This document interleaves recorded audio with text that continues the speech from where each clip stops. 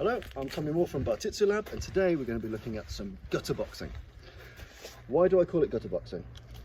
Essentially, in Bartitsu, we're looking at using boxing for self-defense, so we have to modify it a little bit. We have to use fouls, we have to use techniques that are not sporting, but are dangerous and do work. So it's very important that you get a good grasp of boxing, modern boxing and pugilism, bare knuckle boxing, traditional boxing. But for this tape, we're going to be looking at how do we do some of the dirtier techniques. Now, the first one is how to headbutt correctly. I always like to think of it like a strong sneeze. Everybody knows how to sneeze and sneeze at velocity. We can do that, we can whiplash it. We do it all the time and we generate maximum force. The last thing you want is a limp headbutt. So you want to be able to get your body weight behind it, your drop step, so drop some weight above your lead leg, dip your head so the front facing part of your forehead cracks into their nose. So I always teach people to treat it like a sneeze first. So we get into a range which is too close, we drop our front knee, and we drive our head down, or we drive our head forward. So let's try the downward version. I treat it like a sneeze with immediate velocity. And think of it like a small circle, like a train. It hits, and then I need to get my head back somewhere stable. There's no point me hitting and keeping my head down, and it's a hit, and be back on target. So first headbutt here, coming down. Think of it like a sneeze. Then we're driving up, so imagine you're a bit shorter. You bend your knees, and then drive diagonally up.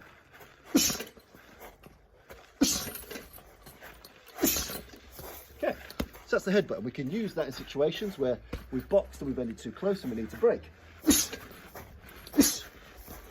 Or if we want to enter and grapple, but we want them to be disorientated as we pull off a throw or a lock or a choke. Next thing we're going to be looking at is using hooks to elbows. So, we can hook, nice and easy. But if we want to cheat a bit, we're going to throw our hook at a glance and we're going to turn that into an elbow here. So we're going to hook, elbow, hook, elbow, hook, elbow. Okay? So from here, again, we need to be closer than we would if we're throwing a traditional hook.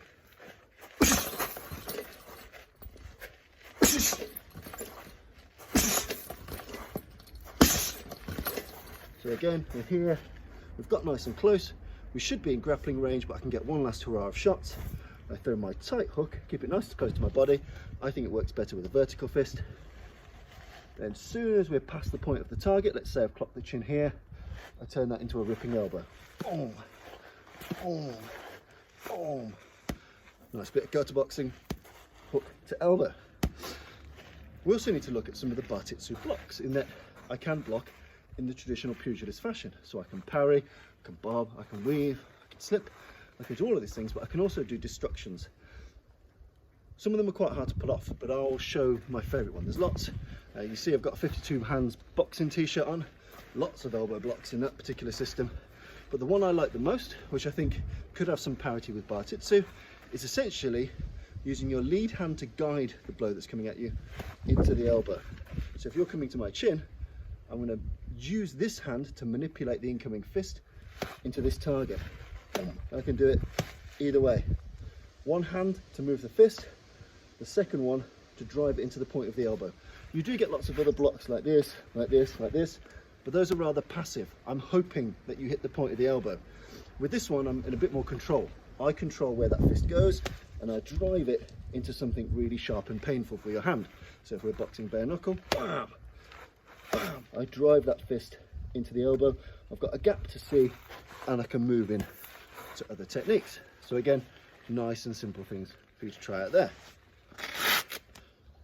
Just adjusting my wardrobe malfunction. Okay. Next bit of gutter boxing we're going to look at is the rabbit punch. It's called the rabbit punch because punching to the back of the head of a rabbit kills the rabbit. And they're illegal in modern boxing, not so much in pugilism. And what we're essentially looking to do in my favourite version of the rabbit punch is we throw a looping hook, so a long looping hook.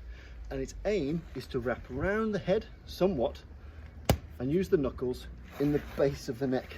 So as the spine meets the skull, it's at that juncture I want to drive my two big knuckles around the back into the back of the head. So from here, I loop it, crack. I loop it, crack. So on the punch bag, I want to be reaching around the back of the punch bag and hitting it behind. You can launch these from very close. So so from a quasi-grappling range, or I can launch this at distance, so I can fake a lead off, step in, and crack this round. Rabbit punch, you can sneak around guards. Even if someone's got a tight guard, it can slip around the back and crack them. So if someone's got a really tight defensive guard, this might be one of the best ways to open up that guard, essentially flip the tortoise on its back and give it a good pasting. Going round the back of the head or round the back of the guard with a rabbit punch. And we're going to look at groin punches. So again, it's quite hard traditionally to punch the groin. Now you can drop your body weight and hit the groin, so that's one way to do it in an orthodox fashion. And you should always bend the knees when you're going to do this.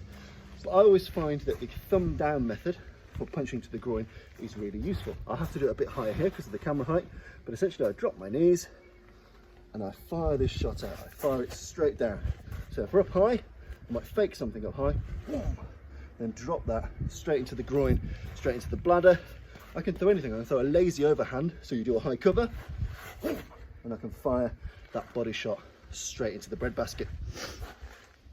Other more traditional boxing fouls, or gutter boxing, is the use of cuffing.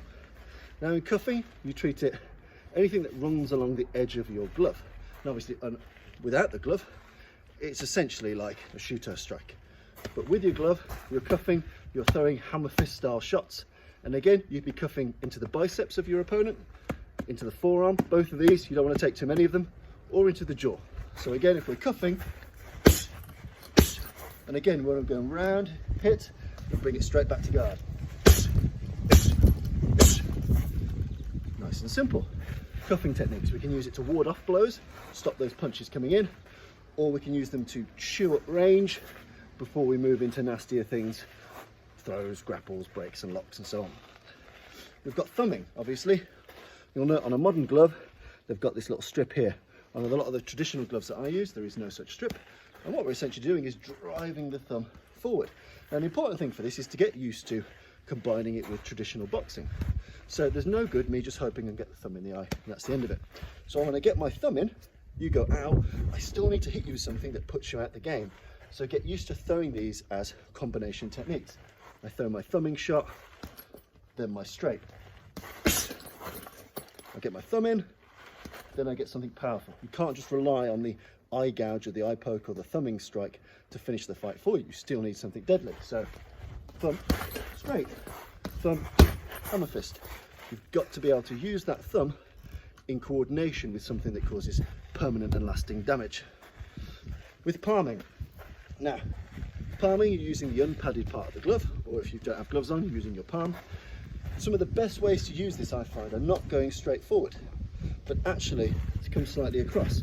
So if you imagine me as the opponent, I'm pushing that into the face this way around, so I can lift your jaw up.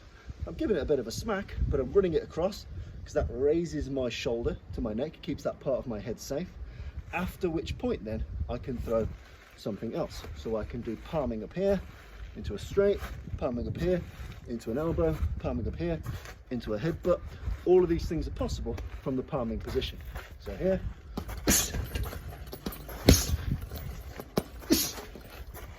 very, very, very simple. And then we're just going to look at, finally, the use of the shoulder. Conor McGregor did this to great effect in his last match. Something you can do very easy. I'm going to show you a couple of shoulder drills. So, first one is the lead shoulder bump. Okay, so you want to bend your knees, turn your shoulders so they're on a line, and raise this up here. So in essence, I'm trying to come in the middle of a guard. I'm turning myself more knife-like, dropping and smashing. I'm keeping almost like a Philly guard shape here. So I turn, make my profile nice and slim, bend my knees, drive up and use the point of that left lead shoulder.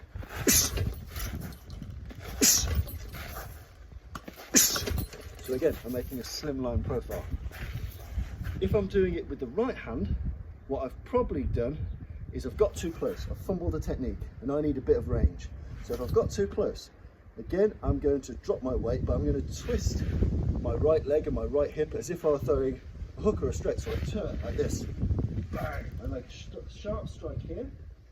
Then I step back and I throw the hook. So I give myself a bit of range. Nice and simple. Finally, the shrug. So if we get too close and we're square on, square my hips, bend my legs into a lunge, then fire it straight up under the chin. Helps if you're smaller than your opponent. So I've got in range.